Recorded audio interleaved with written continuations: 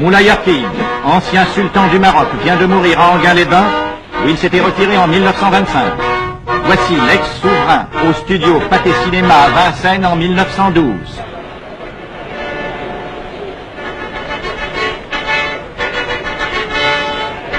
Moulay Hafid disparaît au 25e anniversaire de l'institution du protectorat français au Maroc. C'est après, dans son palais, que fut signée par lui le 30 mars 1912 la convention franco-marocaine. Elle fixait le principe de réformes reconnues indispensables pour affermir la souveraineté du sultan, rétablir la paix, faire renaître la prospérité dans le pays.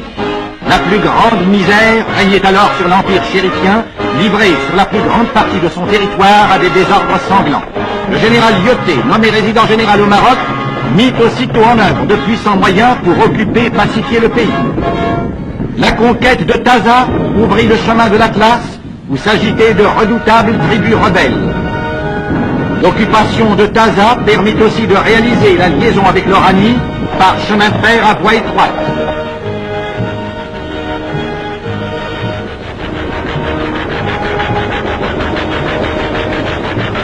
La Grande Guerre obligea le général Lyautey à réduire ses effectifs. Il réussit quand même à maintenir le calme dans ce pays naguère encore déchiré par des conflits sanglants.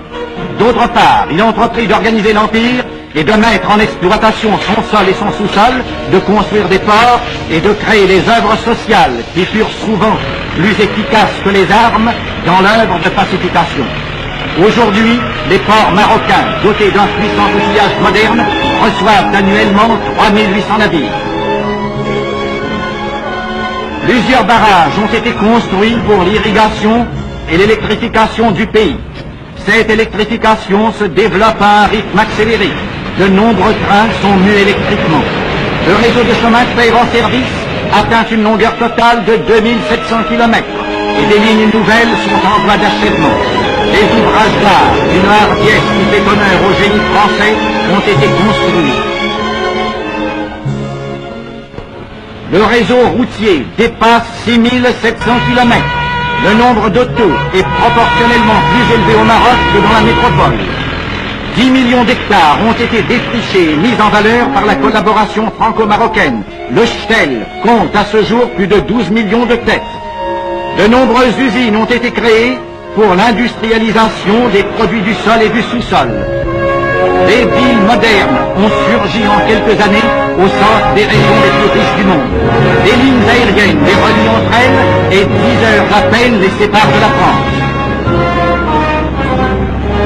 Le maréchal Lyautey a eu soin de ne pas toucher aux villes marocaines, conservées comme autant de témoignages historiques de l'antique pays des sultans.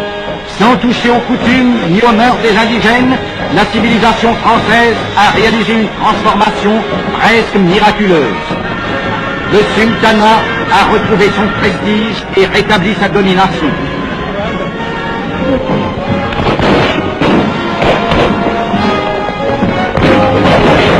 Telle est l'œuvre accomplie en 25 années de protectorat au Maroc. La paix française continue de favoriser l'œuvre humaine entreprise à l'abri des deux drapeaux dont l'union symbolise la prospérité et le bonheur du peuple marocain.